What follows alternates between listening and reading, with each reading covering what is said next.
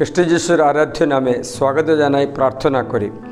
প্রিয়জনেরা, আমরা প্রভু যিশুর বচন স্মরণ করি, যেখানে 2-3 জন আমার নামে একত্র হই, সেখানে তাদের মধ্যে আমিও আছি। তা আমরা এখন প্রভু যিশুর নামে একত্র আছি, আমাদের মধ্যে যিশুও উপস্থিত আছেন। তার সান্নিধ্য লাভ করে আমরা প্রার্থনা করি। প্রিয়জনেরা, প্রার্থনা যখন পরিচালনা করার সময় কয়েক ব্যক্তিরা কাউন্সেলিংয়ের জন্য আসার সময় তারা তাদের অনেক সমস্যার কথা বলে দিয়েছে। অনেক সমস্যার মধ্যে জীবন যাপন করে কোনো মতো সুখ শান্তি অনুভব করতে পারছে না। তারা জানে না যে কেন এরকম দুঃখ, এরকম ডিপ্রেশন মনে আসছে।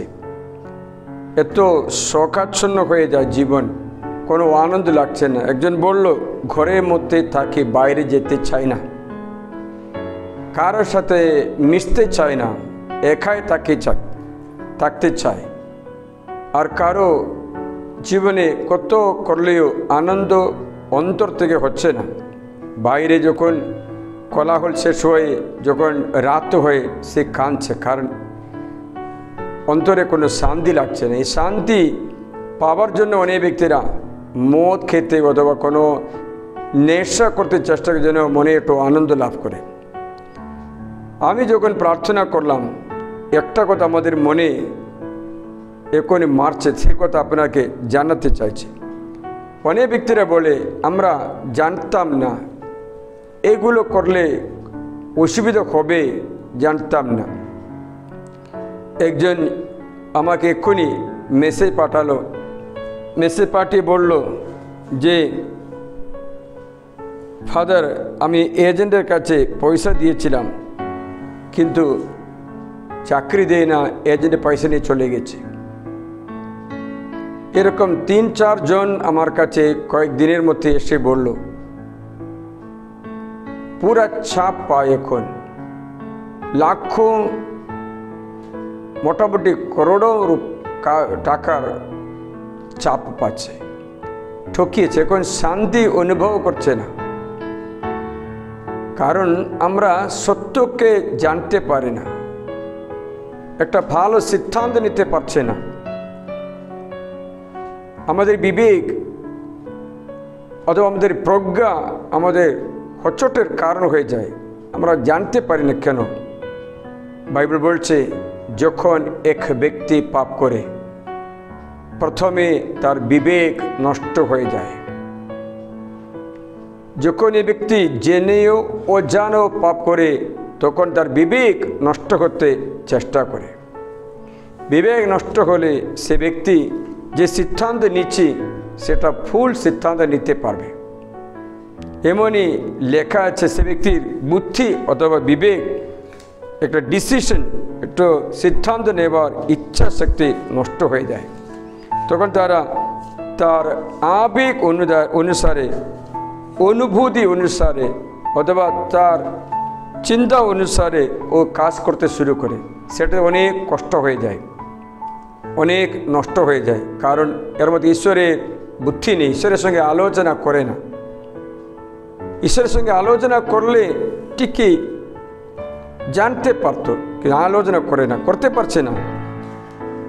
এমনই জবে গ্রন্থে একটা ভিডিও আপনাকে আমি জানালাম, অধ্যায় 12-তে বাইবেল জানাচ্ছে, যখন মানুষ ঈশ্বরের দৃষ্টিতে কোনো পাপ করে, তখন প্রজ্ঞা নষ্ট হয়ে যায়। আমি তোমাদের এই বচনটা শোনাই, জব চ্যাপ্টার 12:14 onwards। দেখো, তিনি ভেঙে ফেললে আর পুনর্নির্মাণ করা যায় না, তিনি মানুষকে রুদ্ধ করলে মুক্ত করা যায় না। দেখো, তিনি জল অবরোধ করলে সব কিছু শুষ্ক হয়, তিনি জল ছেড়ে দিলে তা পৃথিবীকে বিধ্বস্ত করে। বল ও বুদ্ধি কৌশল তারই, প্রপঞ্চিত ও প্রপঞ্চক তারই। তিনি মন্ত্রীদের প্রজ্ঞাহীন করে তোলেন, বিচারকর্তাদের কাণ্ড জ্ঞান বঞ্চিত করেন। তিনি রাজাদের রাজ্যবন্ধন খুলে দেন, তাদের কোমরে বন্দির বাঁধনি বেঁধে দেন। তিনি যাজকদের যুদ্ধ বঞ্চিত করে, প্রতাপশালীদের পদচ্যুত করেন। তিনি বাকচতুরদের বাক্যহীন করে তোলেন, প্রবীণদের সুবুদ্ধি বঞ্চিত করেন। তিনি জননায়কদের কাণ্ডজ্ঞান কেড়ে নেই, পথহীন মরুভূমিতে তাদের ফেলে রাখে। পাপের একটা পরিণাম খুব কঠিন আছে, এটা সবার দিকে চলে আসে। পুরোহিতদের জুতো খুলে দেয় এবং মন্ত্রীদের প্রজ্ঞাহীন করে তোলে, বাকচতুরদের বাক্যহীন করে তোলে, জননায়কদের কাণ্ডজ্ঞান কেড়ে নেই, পথহীন মরুভূমিতে তাদের ফেলে দিই। দেখেছি পাপের একটা পরিণাম এটা আছে। আমরা যখন আমাদের ছেলে মেয়েদের জোর করে পড়াশোনা করো, এই কাজটা করো, ও পারছে না, কারণ জ্ঞান বঞ্চিত হয়ে পাপের প্রথম ফসল হচ্ছে জ্ঞান নষ্ট হয়ে যায়, প্রজ্ঞা নষ্ট হয়ে যায়, তারপরে কোনো সিদ্ধান্ত নিতে পারছে না, ভালো মতো বুঝতে পারছে না। তার একটা পরিণাম আছে, এই পরিণাম খুব কঠিন আছে। তার জন্য আমরা অনেক পড়াশোনা করলেও তারা কিছু বুঝতে পারছে না। কি করতে হয়? পাপ বের করার জন্য ব্যবস্থা করি, তখন তাদের বন্ধন দূর হয়ে যায়, তখন তাদের প্রজ্ঞা ফিরে আসে। আপনারা জানেন এই বাইবেলে একটা ছেলের কথা বাইবেল বলছে, সেই ছেলের নাম হচ্ছে হারানো ছেলে, কোনো নাম দেই না। একটা পিতার দুটো ছেলে ছিল। এই ছেলের মধ্যে ছোট্ট ছেলে বলল, বাবা আমার সম্পত্তি আমার ভাগটা ভাগ করে দাও। বাবা জিজ্ঞাসা, তোমার কি অসুবিধা আছে এখানে? আমি আপনার সঙ্গে আর থাকবো না, আমি চলে যেতে চাই, দূরে নিজে পায়ে দাঁড়াতে চাই, নিজের জীবন নিজে করতে চাই। তখন বাবা চুপচাপ করে ধন সম্পত্তি দু ভাগ করে এক ভাগ পুরা ছোটো ছেলেকে দিয়ে দিল। ছোটো ছেলে কী করলেন? খুশির সঙ্গে সব কিছু পয়সা রূপে পরিণত করলেন। জিনিসপত্রগুলো জমি জায়গাগুলো বিক্রি করে পয়সা ইনকাম করে দূর দেশে চলে গেছে। বাইবেল বলে দূর দেশে, সেখানে উচ্ছৃঙ্খলের মতো জীবন যাপন করে, খুব খুশি, খুব আনন্দ, খাওয়া দাওয়া নাচানাচি সব কিছু আছে, পয়সা আছে, তার জন্য আনন্দ পাচ্ছে। সেই আনন্দ ক্ষণিকেরই তা বুঝতে পারছে না, তা শেষ হবে তা বুঝতে পারছে না। সে কী করলো?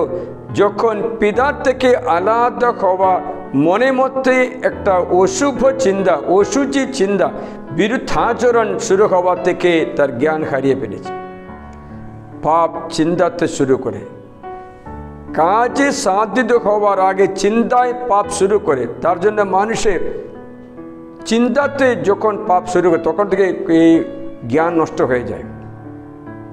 চিন্তা তারা কাজে হওয়ার আগে চিন্তাতে পাপ করে। যিশু তার জন্য বলেছে, তুমি যদি কোনো স্ত্রী ও নারীদের দিকে লালসার চোখে তাকাও তবে তোমার অন্তরে ব্যভিচার হয়ে গেছে। কাজে করার আগে চিন্তাই করে দিচ্ছে, মানে হচ্ছে ছেলে চলে যাওয়ার আগে তার কাণ্ড জ্ঞান নষ্ট হয়েছে, বিবেকহীন বাকশক্তি নষ্ট হয়ে গেছে। তা বাবার সঙ্গে চুক্তি করে, এই বলে ওই বলে তর্কি করে, বাবা কিচ্ছু বলে না, দিয়ে দিল। ছেলে সব কিছু নিয়ে গিয়ে দূর দেশে উচ্ছৃঙ্খলের মতো জীবন যাপন করে সম্পত্তি পরে উড়িয়ে দিল। সেই সময়ে ছেলে যাই করে যাই বলে সে বুঝতে পারছে না। একদিনই টাকা পয়সা শেষ হবে, তখন আমি ব্যবস্থা করতে হবে। জীবন তো 1 বছরের মতো নয়, তো মোটামুটি 100 বছর ধরো আমাদের জীবন, 100 বছরের জন্য জীবন যাপন করতে হবে। এর মধ্যে আমরা যে প্রজ্ঞা জ্ঞান লাভ করতে হবে, তে বিশুদ্ধি আমরা অর্জন করতে হবে, তা অর্জন করতে হবে। কোনো চিন্তা নেই, কালকে কী খাবো চিন্তা নেই। নেশা করে ছেলে মেয়েদের জিজ্ঞাসা করে দেখো, ভবিষ্যতে করে চিন্তা আছে? কোনো চিন্তা নেই। পড়াশোনা বলতে করে ছেলে মেয়েকে জিজ্ঞাসা করে দেখো, ভবিষ্যতে করে চিন্তা আছে? কোনো চিন্তা নেই। কারণ কালকে যাবার ও জ্ঞান নষ্ট হয়ে যায়। আজকের খুশি, আজকের আনন্দ মাত্র খুশি।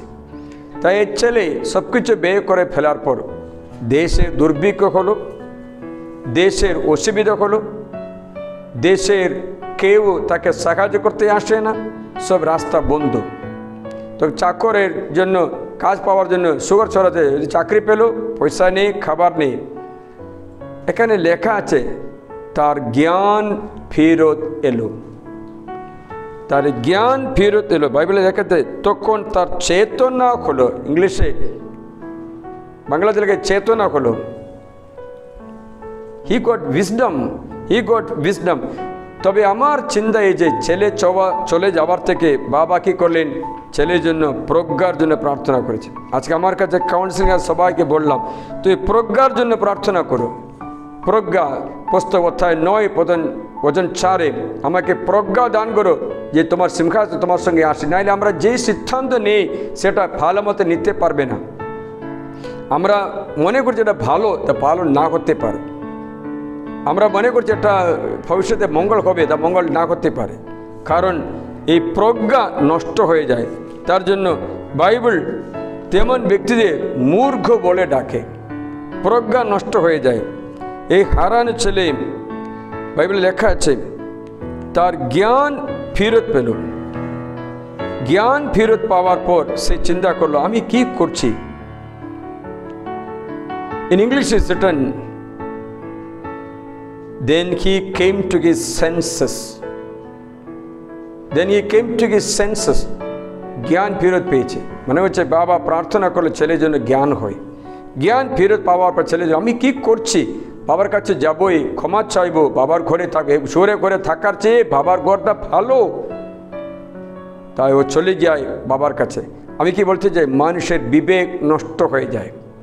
এই বিবেক নষ্ট হওয়ার ফলে আমরা অনেক পরিণামে পরিণত হই। তার জন্য যদি ও জানাও পাপ করলেও এই দণ্ড, এই শাস্তি তার পিছনেই আছে। অনেক ব্যক্তি চিন্তা করে আমি অজানা পাপ করেছি, কোনো অসুবিধা নেই। অজানা করলেও এই খাণ্ড জ্ঞান নষ্ট হয়ে যায়। অনেক ব্যক্তিরা তারপরে কি চিন্তা করছে, তখন তারা চিন্তা করে বাসনাতে চলবো, এখন খুশি তাই করব। তাই অনেক তামাশা বাসনাতে চলে, কিন্তু তাতেও আনন্দ হবে না, তাতেও খুশি হবে না। পরে সে খারাপ বন্ধুত্ব করতে চাইবে, তাতে খুশি হবে না। বাইবেলে লেখা আছে মানুষের এই অবস্থায় পরিণত হয়ে। বাস্তবিক যারা অধর্মের মধ্যে সত্যকে প্রতিরোধ করে ঈশ্বরের ক্রোধ স্বর্গ থেকে এই মানুষের প্রতি অধর্মের উপরে প্রকাশিত হয়। কারণ ঈশ্বরের বিষয়ে যা জানা যেতে পারে তা তাদের কাছে প্রকাশ্য, যেহেতু ঈশ্বর নিজে তাদের কাছে প্রকাশ করেছে।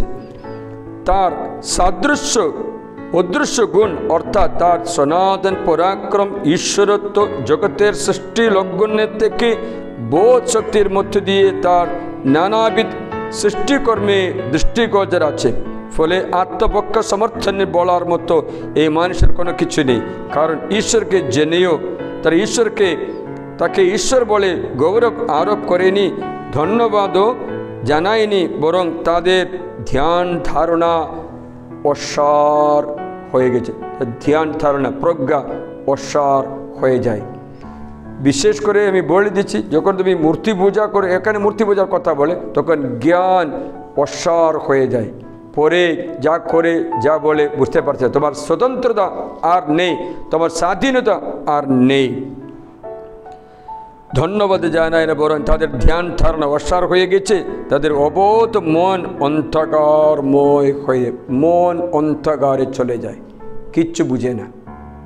মন অন্ধকারে পরিণাম তুমি জেনেও অজানাও করলেও পাপের ফসল এই যে জ্ঞান ধারণা নষ্ট হয়ে যায়। তাহলে কী করে ঈশ্বর কী করে যেন তিনটে পতনের মধ্যে ছেড়ে দেয়। প্রথম হচ্ছে নিজে প্রজ্ঞাবান বলতে তারা মূর্খ হয়ে গেছে এবং অক্ষয়শীল ঈশ্বরের গৌরবকে ক্ষয়শীল মানুষের ও পশুদের, পাখিদের, চতুষ্পদের ও সরীসৃপের সদৃশ গড়া প্রতিমূর্তির সঙ্গে বিনিময় করে। তার জন্য মানুষ ঈশ্বরকে বানায়, মূর্তি বানায়, গরু অথবা চার পায়ে যাওয়া জন্তুর মূর্তি বানায় না, সরীসৃপের মূর্তি বানায়। এটাকে বলে একটা ঈশ্বর বলে, কারণ জ্ঞান প্রথমে নষ্ট হয়ে যায়। এই জন্য ঈশ্বর তাদের নিজের মনের নানা অভিলাষ অনুসারে এমন অসুচিতার হাতে তাদের ছেড়ে দিয়েছেন।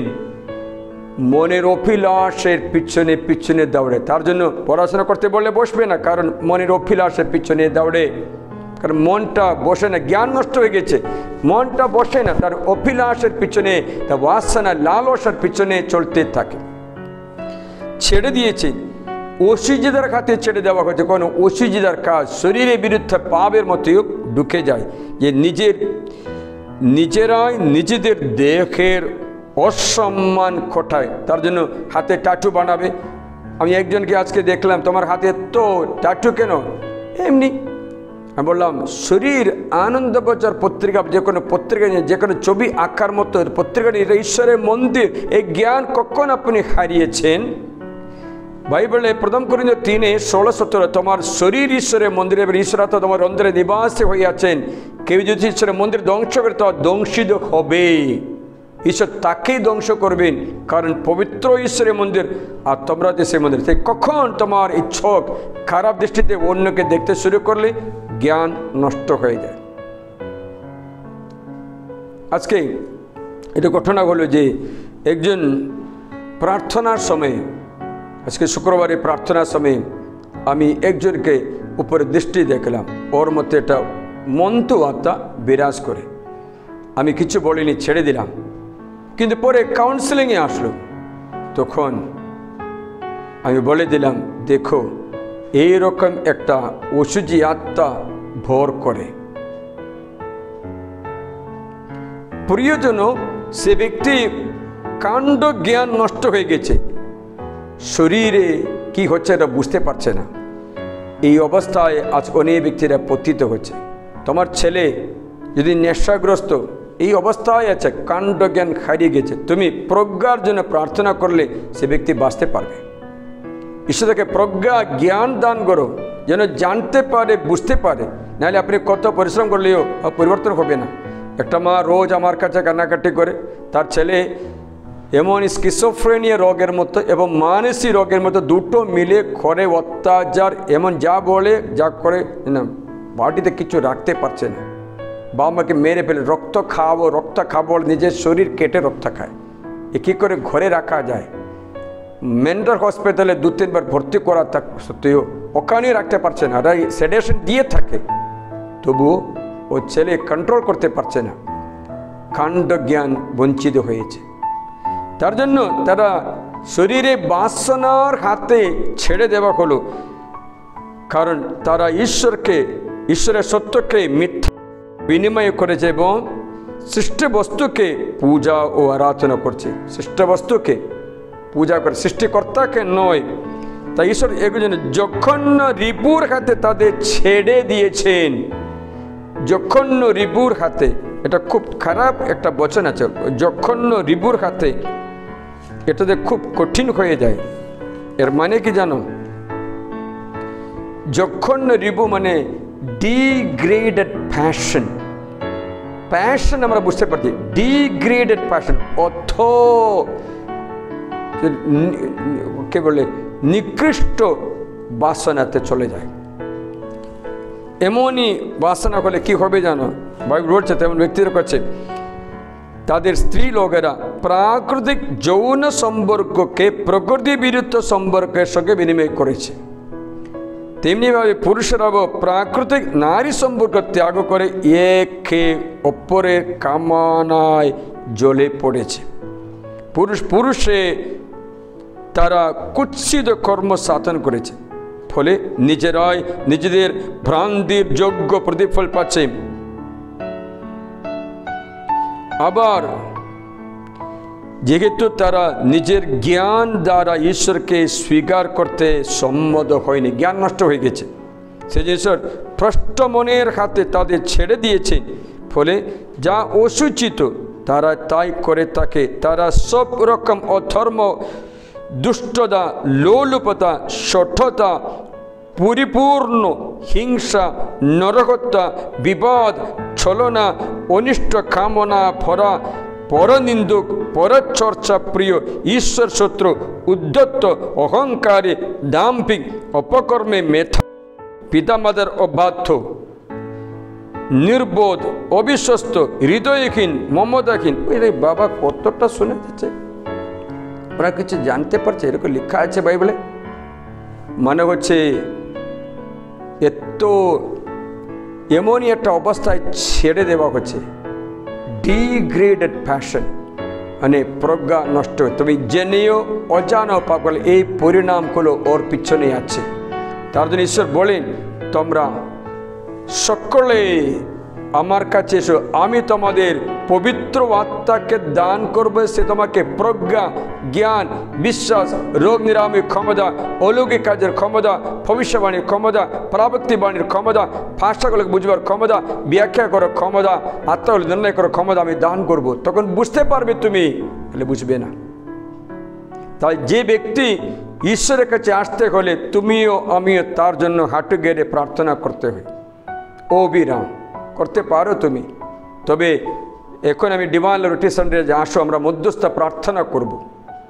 তখন অনেক ব্যক্তিদের প্রভুর কাছে নিয়ে আসতে পারে সাইলেন্ট অ্যাডোরেশন এগুলো কেউ জানবে না আমি একটা উদাহরণ বলে দিচ্ছি ব্যাঙ্গালোরে থাকা কাল ঈশ্বর আমাকে বলেছেন একটা সিস্টারের জন্য প্রার্থনা নামটা জানাই না বলেছে তা কী অবস্থায় আছে আমি সকালে উঠে ও সিস্টারের জন্য 3 ঘন্টা সাক্রামেন্টের সামনে হাত উঠিয়ে থাকলাম কি হলো সেই সিস্টার সাপের কামড়ে মারা গেছিল গ্রামে মিনিস্ট্রির জন্য গিয়েছিল সেখানে এটা ঘরে থাকার সময় শোয়ার সময় নিচে শুয়েছিল কাঠ ছিল না তখন এটা নাগ সাপ এসে তাকে কাটলো তো বিষে মরে গেল তখন প্রভু বলেছেন ওর জন্য প্রার্থনা করো আমি দাও 2 হাত উঠিয়ে প্রার্থনা করতে থাকে ঈশ্বরের ওকে বাঁচা তুমি জীবন মারাত বিষ খেলে কোনো ক্ষতি হবে তোমার বাণী স্মরণ করে মার্গ মঙ্গল অধ্যায়ে ভজন স্মরণ করে প্রার্থনা যেন ওই বিষ খেটে যায় যেন মরে না যায় সে মেয়ে হসপিটালে নিয়ে যাওয়া হলো তখন কোনো আশা ভরসা ছেড়ে দিল আমি বললাম ও মরবে না কিন্তু ঠিকই সে মেয়ে জীবন ফেরত পেয়ে চলে এসে একবার সাক্ষ্য দিলে আমি তার সাক্ষ্য শুনলাম মনে করছি আমরা ঐকান্তিক প্রার্থনা করতে থাকি তাই আমি এরা প্রার্থনা লিখলাম আপনারা জানেন না কি জানি না তোমার ভাই কোথায় তোমার ভাই কোথায় এই যে প্রার্থনা তোমার ভাই কোথায় অসুস্থ পীড়িত ও নেশাগ্রস্ত ব্যক্তির মুক্তির জন্য ঐকান্তিক প্রার্থনা কোনো বিরামবিহীন প্রার্থনা এটা করতে হলে 22 মিনিট লাগবে তোমার জীবনে 22 মিনিট বাকি আছে ওই 22 মিনিট কারোর জন্য করতে থাকো করতে দাও কত ঘন্টা মোবাইলের পিছনে কাটাই এখন 22 মিনিট আলাদা করো এই প্রার্থনা তোমার ভাই কোথায় এই প্রার্থনা তুমি পড়তে শুরু করো নাহলে তুমি নিজে মধ্যস্থ প্রার্থনা শুরু করো দেখবে কারো প্রজ্ঞা ঈশ্বর ফেরত দেবে জ্ঞান ফেরত দেবে ভজন শুনবার ক্ষমতা দেবে নাহলে ভজন শুনিবে না কারণ মানুষ নষ্ট করে প্রজ্ঞা ও জ্ঞান তাই আজকে থিম হচ্ছে আমি অজানা পাপ করলেও আমার দণ্ড হবে এই ফলগুলো হবে বাইবেল বলছে তুমি অজানা করলেও এই পরিণামগুলো আরও হবে বাইবেল বলছে লেবীয় গ্রন্থে আমি তোমাদের অধ্যায় 5 পদ সংখ্যা 17 শোনাচ্ছি Leviticus chapter 5 verse 17 listen শুনেন যদি কেউ প্রভুর কোনো নিষেধ আজ্ঞা মানে হচ্ছে নরহত্যা করো না চুরি করো না মিথ্যা কথা করো না এটা বলে না নিষেধ আজ্ঞা ও যে কোনো আজ্ঞা তার জন্য কেউ না কেউ বলে ফাদার আপনি জানেন করোনা পশ্চিমবঙ্গে শুরু করেছে কী করে ফাদার এখানে এই চাইনা উহানে হওয়ার আগে এখানে ছিল আমরা তো বুঝতে পারতাম না কারণ আমরা সবসময় বলি চুরি করো না ব্যভিচার করো না মিথ্যা কথা করো না বলে না করোনা বলে করোনা হয়েছে কত করোনা নিষেধাজ্ঞা ব্যাপারে ভুল করি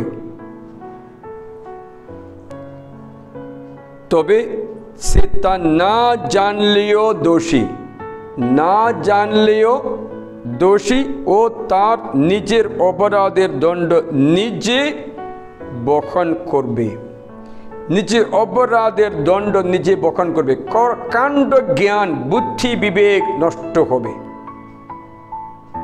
পরে কত প্রার্থনা করো বলবে ফাদার আমার প্রার্থনা এসে শোনে না জ্ঞান হারিয়ে গেছে তখন সে ব্যক্তির প্রার্থনা পর্যন্ত পাপ হয়ে যায় কখনো আপনারা শুনেছেন প্রার্থনা পাপ হচ্ছে শুনে না এই বাইবেলে লেখা আছে। আমি একটা ভিডিওতে আপনাকে জানাবো, যদি তেমনি ব্যক্তি প্রার্থনা করলে যায় প্রার্থনা পর্যন্ত পাপ হয়ে যায়। প্রিয়জনেরা, তাহলে কি করতে হবে? খণ্ড জ্ঞান ফেরত পাওয়ার জন্য বলবে, প্রভু আমাকে জ্ঞান দাও, প্রজ্ঞা দান করো, আমাকে জ্ঞান দাও, আমি বুঝতে পারছি না আমি কি করছি কি না করছি। তাহলে জ্ঞান পাবে।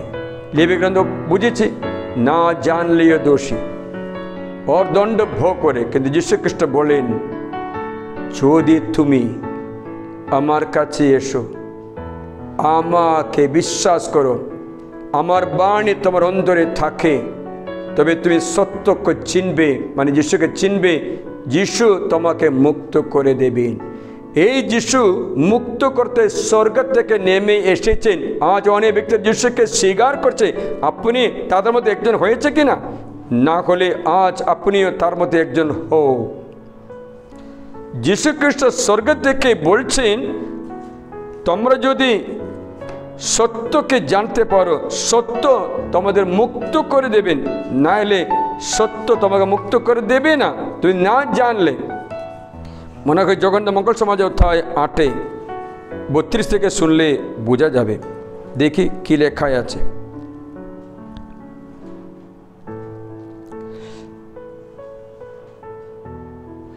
যিশু 31 থেকে শুনিয়ে, যিশু তখন নিজে প্রতি বিশ্বাসী ইহুদিদের বললেন, তোমরা যদি আমার বাণীতে স্থিতমূল থাকো, তবে তোমরা সত্যি আমার শিষ্য, আর তোমরা সত্যকে জানতে পারবে, ও সত্য তোমাদের মুক্ত করবেন। সত্য, পিলাত একবার প্রশ্ন, সত্য আবার কি? ভাই বলছে, আমি সত্য, আমি পথ, আমি জীবন। মানে ওই যে যীশু খ্রিস্ট তোমাকে মুক্ত করে দেবেন। যদি তোমার কাণ্ড জ্ঞান নষ্ট হয়ে যায়, তুমি যিশুর কাছে এসে একবার প্রার্থনা করতে চেষ্টা করো, আমাকে জ্ঞান দাও প্রভু, তখন সত্যকে চিনতে পারবে। সত্য মানে যিশু, যিশু তোমাকে মুক্ত করে দেয়। এই মুক্তি করার জন্যই স্বর্গ পাঠানো মহান ব্যক্তি হচ্ছে যীশু খ্রিস্ট। তার বাণী প্রচার না করে, তার বাণী না শুনে তুমি অন্ধকারে থাকলে তোমার খেয়ে মুক্ত করে দেবে, তুমি পাবে থেকে মরবে। যিশু বললেন, যদি আমাকে চিনো না, আমার কথা বিশ্বাস করো না, তবে তুমি নিজ পাবে মরবে। মানে হচ্ছে মুক্তি না পেয়ে মরবে, নিজ পাবে মরবে। যখন 8 অধ্যায়ে পদসংখ্যা 23 থেকে লেখা, তোমরা নিম্ন লোকের লোক, আমি ঊর্ধ্ব লোকের, তোমরা যদি বিশ্বাস না করো আমি সেই, তবে তোমরা নিজে পাবে মরবে।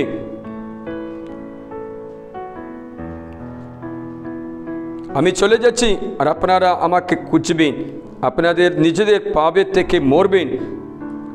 আমি যেখানে যাচ্ছি আপনারা পারবেন না। তখন ইহুদিরা বলল, ও কি আত্মহত্যা করবে? ও যে বলছে আমি যেখানে যাচ্ছি আপনারা সেখানে আসতে পারবে না।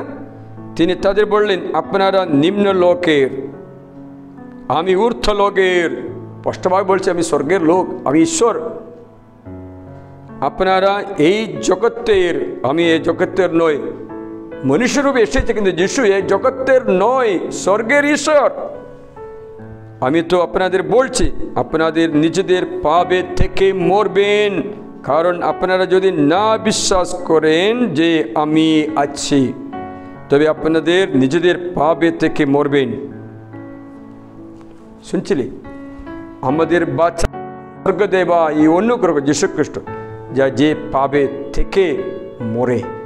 পাবে থেকে মরলে নরকে যাওয়ার সুবিধা। প্রিয়জনেরা, খ্রিস্ট যিশু বলেন, পাপ তোমাদের ধরবে, কোথাও যাও না কেন তোমার পিছু পিছু তোমার পাপও যাত্রা করে। দাউদ বলে না, আমার সামনে অনুক্ষণ আমার পাপ, তোমার সঙ্গে তোমার পাপও চলে। যিশু বলেন, আমি এসেছি পাপ হরণ করতে। দীক্ষা যখন যিশুকে দেখে কি বলেছেন জানে? এই দেখো ঈশ্বরের মেষশাবক, ইনি জগতের পাপ হরণ করে। তাকে তুমি যদি না নাও, গ্রহণ না করো তবে তোমার জীবনের সবচেয়ে বড় একটা ফুল হবে। ও বলছেন যখন এক অধ্যায়ে পদের সংখ্যা 29 তিনি যিশুকে নিজের দিকে আসতে দেখে বললেন, এই দেখো ঈশ্বরের মেসাব জগতের পাপ যিনি হরণ করেন। তাহলে তোমার কাণ্ড জ্ঞান ফেরত পায়, যে আদি জ্ঞান বুদ্ধি বিবেক ফেরত পায়। পাপের দণ্ড খুব কঠিন আছে। প্রিয়জনেরা, আমরা কেউ বলতে পারবো না আমরা জানতাম না, কারণ নতুন নিয়ম ঈশ্বর আমাদের হৃদয়ের ভিত্তি, হৃদয়ের অন্তরে লিখিয়েছে। It is not a written law on the paper, বই খাতায় লেখা নয়। এই নিয়ম ঈশ্বর আমাদের হৃদয়ে লিপিতে লিখিয়ে দিয়েছে। আমি তোমাদের শোনাচ্ছি হিব্রু অধ্যায় 3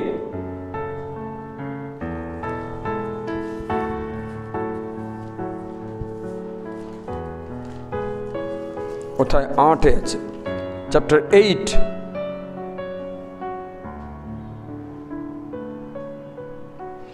কিন্তু এইটি হবে সেই সন্ধি যা আমি সেই দিনগুলির পরে ইসরায়েলের সঙ্গে স্থাপন করব। একথা বলছে প্রভু, আমি আমার বিধান তাদের মনের মধ্যে রাখব, তাদের হৃদয়ে তা লিখে দেব। হৃদয়ে লিখে, প্রত্যেকটি ব্যক্তির হৃদয়ে ঈশ্বর লিখিয়ে দিয়েছেন নিয়ম। প্রত্যেকটি ব্যক্তি, তুমি হিন্দু মুসলমান যে কোনো জাতি বর্ণ মানুষ হোক না কেন, তোমার হৃদয়ে লিখিয়ে দিয়েছেন এই নিয়ম, এই নতুন নিয়ম লিখিয়ে দিয়েছেন। একথা বলছেন প্রভু, আমি আমার বিধান তাদের মনের মধ্যে রাখবো, তাদের হৃদয়ে তা লিখে রাখবো। ভজন 10 অধ্যায় 8। আর আমি হব তাদের আপন পরমেশ্বর, তারা হবে আমার আপন জনগণ। প্রভুকে জানো, একথা বলে আপন যা প্রতিবেশীকেও ভাইকেও উপদেশ দেবার আর কখনো প্রয়োজন হবে না, কারণ ছোট বড় সকলে তারা আমাকে জানবে। কেন আমি তাদের ছোটতা ক্ষমা করব, তাদের পাপ আর স্মরণে আনব না। ক্ষমা করব, তারা জানবে। প্রিয়জনেরা, প্রার্থনায় এই যে আমরা যেন প্রভুকে জানতে পারি। এই পাপ মানুষকে মাত্র না, সংসারকেও জগৎকেও পশু পাখিদেরও আক্রমণ করে, বিনাশ করে। তাই তুমি অজানা পাপ করলেও এই সংসারে জগতের সমস্যা হবে, তোমার ঘরে সমস্যা হবে। তুমি অজানা করলেও, তুমি জেনেও করলেও তোমার পাপের ফলে ভূমি নিস্তেজ হতে পারে, পশু পাখি মরে যেতে পারে, ফসল না দিতে পারে। লেখাই আছে, ওটা উদাহরণ জানাবো যদি চাইলে। জেরেমিয়া 12 অধ্যায় থেকে এ বচন শোনাবো, ছোট করে শোনাবো। জেরেমিয়া 12 অধ্যায়, সেখানে 8 পথে নাকি মনে করি শোনাই, শুনবেন। আমি দেশের বিলাপের কারণ বলে দিচ্ছি।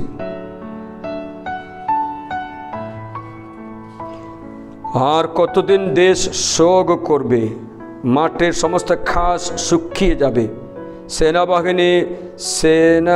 দেশ নিবাসীদের অপকর্মের ফলে, দেখো, দেশ নিবাসীদের অপকর্মের ফলে পশু ও পাখির বিনাশ ঘটছে। তাহলে পশু পাখি বিরোধ করবে না? করবে। আপনাকে বিনাশ করতে চাইবে, কারণ আপনি থাকলে, ওরা পাপ করলে সমস্ত পশু পাখি বিনাশ, তারা তো শত্রু হয়ে যায়।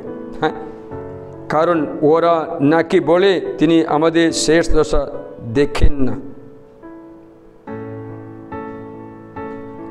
এই ভূমি নিস্তেজ হয়ে যায়, পশু পাখি মরে যায়।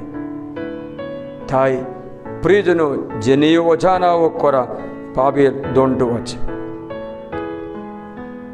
একটা উদাহরণ বললে, যদি তোমাদের সংখ্যা বৃদ্ধি পায় না, মানে তোমার বাচ্চাকে জন্ম দিচ্ছে না, বলছে তোমার দেশ মরুভূমি হবে। মরুভূমি হলে বন্য জন্তুর সংখ্যা বাড়বে, তা তোমাদের ক্ষতি করবে। যাকে তুমি বাঁচিয়ে রাখ তাদের ক্ষতি করবে। মানুষ আছে অনেক পরিবারের বাচ্চাদের এই জগতের জীব জন্তুগুলো ক্ষতি করছে, জিনিসপত্রগুলো ক্ষতি করছে। মরুভূমি, অনেক ঘরগুলো মরুভূমি আছে, একটা বা দুটা মাত্র বাচ্চা, খর মরুভূমি হয়ে যায়, সংখ্যা বৃদ্ধি নেই। যিশুকে নিজের বচন, এটা সঠিক বচন আছে। তুই লঙ্ঘন করলে তোমার দেশ মরুভূমি হয়ে যায়। মরুভূমি হলে সেখানে জঙ্গলি পশু বাড়বে। উদাহরণ বললে হয়তো আমাদের শোনাচ্ছি, এই বচনটা শুনবে।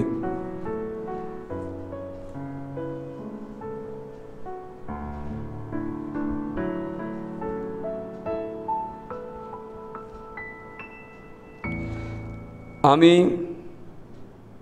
তাদের আগে কিন্তু তবু আমি 1 বছরের মতো তোমার সামনে থেকে তাদের তাড়িয়ে দেব, এমন নয়, পাছে দেশটি প্রান্তর হয় ও তোমার বিরুদ্ধে বন্য জন্তুর সংখ্যা বাড়ে। যাত্রাপুস্তক 23 অধ্যায়, Exodus chapter 23 verse 29। আমি তোমার সামনে থেকে তাদের ক্রমে তাড়িয়ে দেব, যতদিন না তোমাদের সন্তানদের সংখ্যা এমন বৃদ্ধি পায় যে তুমি নিজে দেশ দখল করতে পারো। দেশ দখল না করলে খর কালি ঘরে জঙ্গলি পশু, বন্য জন্তু রোগ রূপে, মোবাইল রূপে, নেশা রূপে, অন্যান্য বস্তু রূপে বা জীবজন্তু রূপে বাড়বে, তা তোমাদের ক্ষতি করতে থাকবে। দেশ মরুভূমি হয়। প্রিয়জনেরা, আমাদের আজকে অনেক দুঃখ ক্লেশ এর জন্য নাকি হয় না? আসুন প্রভুর কাছে প্রার্থনা করি যেন মন পরিবর্তনে কৃপা লাভ করে।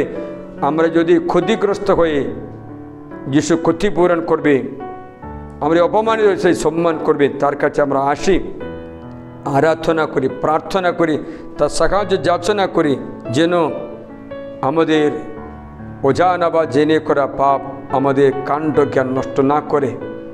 আমরা যে বুদ্ধিমান হয়ে প্রজ্ঞাসম্পন্ন লোক হয়ে সবচেয়ে উচ্চ স্থানগুলিতে চড়তে পারো, যাকবের উত্তরাধিকার ভোগ করতে পারো।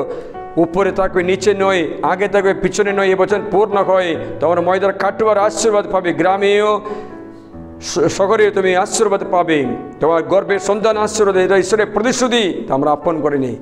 আসুন আমরা হাটুবাদ করি, প্রভুর আরাধনা করি।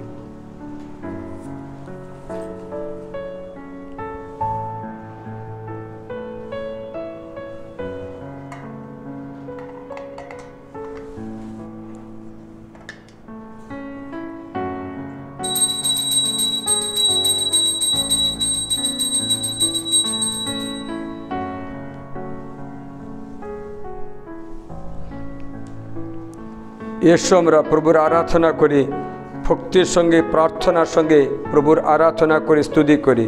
হে পিতা ঈশ্বর, তোমায় আমি বন্দনা করি, স্তুতি করি। জীবন আমার সর্বস্ব আমার সমর্পণ করি নমি তোমায়। জীবন আমার সর্বস্ব আমার সমর্পণ করি নমি তোমায়। হে প্রভু যিশু, তোমায় আমি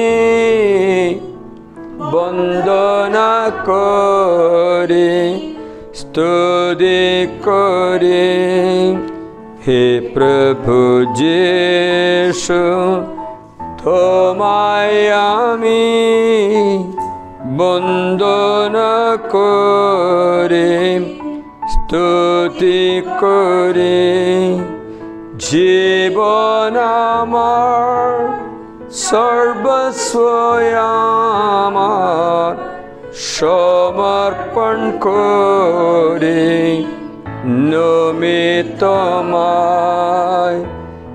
জীবন আমার সর্বস্ব আমার সমর্পণ করি নমি তোমায়। পবিত্র আত্মা, তোমায় আমি বন্দনা করে স্তুতি করে পবিত্র আত্মা তোমায় আমি বন্দনা করে স্তুতি করে জীবন আমার সর্বস্ব আমার সমর্পণ করে নমিত জীবন আমার সর্বস্ব আমার সমর্পণ করে Namit hallelujah hallelujah hallelujah hallelujah hallelujah hallelujah hallelujah hallelujah আরাধনা আরাধনা আরাধনা আরাধনা আরাধনা প্রজ্ঞা দান করো প্রভু আরাধনা আরাধনা আরাধনা দুটি কাজে স্তুতি করি আরাধনা hallelujah hallelujah hallelujah hallelujah hallelujah hallelujah প্রজ্ঞা আমাদের দান করো প্রভু তোমার সিংহাসন সেই প্রজ্ঞা আমাদের দান করো জ্ঞান আমাদের দান করো আমাদের সমস্ত পাপ বন্ধন থেকে খ্রিস্ট যিশুর অধ্যয়ন আমরা মুক্ত করে আমাদের জ্ঞান ফেরত পায় প্রজ্ঞা ফেরত পায় হারানো চলে চেতনা হলো আমার চেতনা আমাদের চেতনা আজকে যে জাগিয়ে তোলে আমরা যেন সত্যকে জানতে পারে সত্য মানে যিশুকে যিশু আমাদের মুক্ত করে দেয় আমাদের ছেলে মেয়ে আমাদের পরিবার আমার স্বামী বা স্ত্রী বা ভাই বোন কারো জন্য ঝগড়া অশান্তি দূর হয় প্রভু কৃপা করে জমি ভাগ করার বন্ধন থেকে মুক্ত করে দেয় যদি ভাই বোনদের মধ্যে ঝগড়া অশান্তি দূর করে দেয় যেন তারা কোনো বিষয়ে এই জগতের রীতির বুড় হাতে ছেড়ে না দে hallelujah hallelujah hallelujah hallelujah hallelujah hallelujah ঈশ্বরের আরাধনা thank you Jesus we praise you Lord প্রার্থনা করে কারো ঘরে সম্পত্তি ভাগ করার ঝগড়া ঈশ্বর দূর করে দিচ্ছে hallelujah hallelujah hallelujah hallelujah hallelujah কেউ না বিছানায় শুয়ে হাঁটতে পারে না সে শুয়ে বচন শুনে প্রভু তাকে হাঁটতে কৃপা দিয়ে আশীর্বাদ করছে হালেলুয়া হালেলুয়া মানসিক রোগে চাপে পড়ে বিষণ্ণ মুখে তাকে ব্যক্তি কখনো হাসতে পারছে না প্রভু পবিত্র আনন্দ দান করে প্রজ্ঞা দান করে তাকে মুক্তি দান করছে হালেলুয়া হালেলুয়া প্রভু আরাধনা স্তী মহিমা প্রভু যিশু আরাধনা স্তী মহিমা তোমারি কৃপা আমরা যাচনা করি তোমারি মহত্ব আমরা ঘোষণা করি তোমার বচন আমরা প্রচার করি তোমার বচনের শক্তিতে আমাদের মুক্তি তোমার নামে আমাদের শান্তি যখন সাধু পল ভজনা করার সময় কারাগারে দরজা খুলে গেল বন্ধন মুক্ত হলো এই মুহূর্তে তাই হোক কাণ্ড জ্ঞান আমাদের ফিরে দাও প্রজ্ঞা এবং বিবেক আমাদের দান করো বুদ্ধি সুবুদ্ধি আমাদের দান করো হালেলুয়া হালেলুয়া হালেলুয়া আমার প্রিয়জনেরা প্রার্থনা করি আমাদের এই প্রজ্ঞা ঈশ্বর দান করেন জেনে অজানা করা সমস্ত পাপের বন্ধন আজ যিশু মুক্ত করে দে বলে আমার কাছে এসো আমি তোমাদের মুক্ত করে দে সত্য তোমাকে মুক্ত করে দে আবার লেখা আছে Romi 8:1 Romans chapter 8 verse 1 those who are in crisis there is no punishment খ্রিস্ট যিশুতে সংযুক্ত থাকা ব্যক্তির কোনো দণ্ডাদেশ আর নেই যিশুতে সংযুক্ত থাকার জন্য আমরা আজকে পরিশ্রম করি জীবনে সব কিছু যদি হারা হলেও যিশুকে না হারায় যিশু বলে জগতের সব কিছু তোমার আপন করে নিলেও যদি নিজের প্রাণ হারায় তাকে কি লাভ প্রাণে বিনিময়ে কি বা দিতে পারে তোমার মূল্য কত আছে যিশু বচনে জানা আছে অনন্ত জীবন সমুদ্রের জলের মতো অনন্ত জীবন তার মধ্যে এক ফোঁটা জল মাত্র পৃথিবীর জীবন বাকি মরণের পরে জীবন এটা যেন নষ্ট না হয় ঈশ্বরের প্রজ্ঞা সদ্জ্ঞান দান করে পিতা ও পুত্র পবিত্র আত্মার নামে এখন আমরা হাট্টবাদ করি প্রভুর সাক্রামেন্টের আশীর্বাদ গ্রহণ করি এই পরম পবিত্র সাক্রামেন্টের দ্বারা প্রভু তোমাদের সকলকে আশীর্বাদ করুন সমস্ত বন্ধন থেকে মুক্ত করে কৃপা দান করেন পিতা ও ও পুত্র ও পবিত্র আত্মার নামে আমিন। হে পরম পবিত্র ঐশ্বরিক সংস্কার বিমূর্তে প্রশংসা ধন্যবাদ তোমারি হোক। পিতা ও পুত্র পবিত্র আত্মা জয় হোক। মারিয়া খ্রিস্ট ভক্তের সহায়। প্রিয়জনেরা, আমাদের ভিডিও প্রচার করতে এবং আমাদের শুশ্রূষা আশীর্বাদ করতে লাইক করে শেয়ার করতে অনুরোধ করি। ডিভাইন লাভ জেলালখালি ও ইউটিউব চ্যানেল সাবস্ক্রাইব করলে পাওয়া যাবে। সকলকে ধন্যবাদ। জয় যিশু।